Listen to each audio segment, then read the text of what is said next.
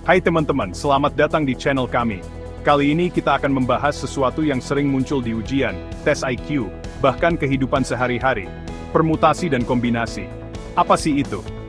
Yuk kita bahas dengan cara yang santai, lengkap, dan bahkan ada cerita lucu yang bikin belajar jadi seru. Pertama, kita bahas dulu definisi. Permutasi adalah cara menyusun beberapa objek di mana urutan itu penting. Misalnya, susunan huruf AB berbeda dengan BA. Jadi kalau urutannya penting, kita pakai permutasi. Rumusnya, P dari N, R sama dengan N faktorial, dibagi dengan N minus R faktorial.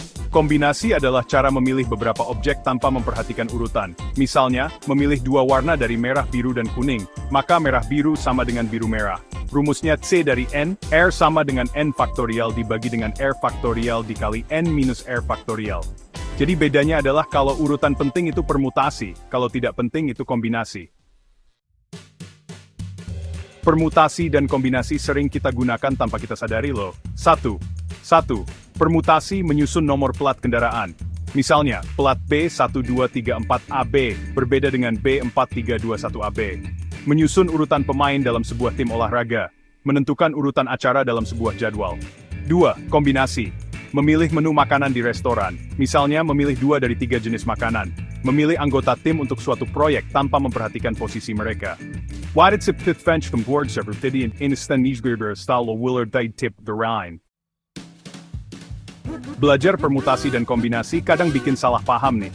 Misalnya, cerita 1. Seorang siswa bingung saat disuruh menyusun nama teman-temannya yang terdiri dari A, B. Dia bilang, kan EB dan BA itu sama aja. Padahal kalau urutannya beda, itu permutasi. Cerita 2. Di restoran, ada orang pesan 2 makanan dari 5 pilihan. Ketika ditanya, urutannya gimana? Dia malah jawab, saya makan sate dulu, baru sup.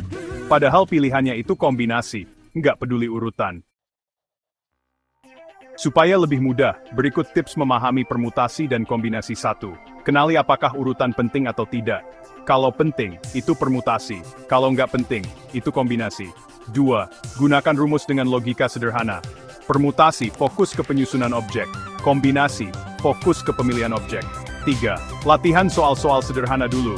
Mulai dengan kasus sehari-hari seperti memilih menu makanan atau menyusun jadwal. 4. Igilka mesti ngambles. Jammer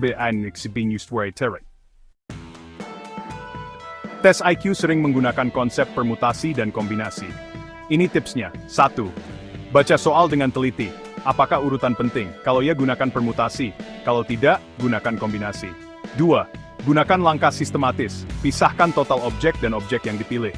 3. Coba eliminasi jawaban. Biasanya soal memberikan opsi yang bisa dikerucutkan. 4. Latihan soal dengan batas waktu. Permutasi dan kombinasi sering menguji kecepatan berpikir logis. Database second and phase, solve the bound vexing. Jadi sekarang sudah pahamkan tentang permutasi dan kombinasi. Jangan lupa belajarnya harus santai tapi fokus. Dan kalau ada cerita lucu tentang salah paham soal ini, share di kolom komentar ya.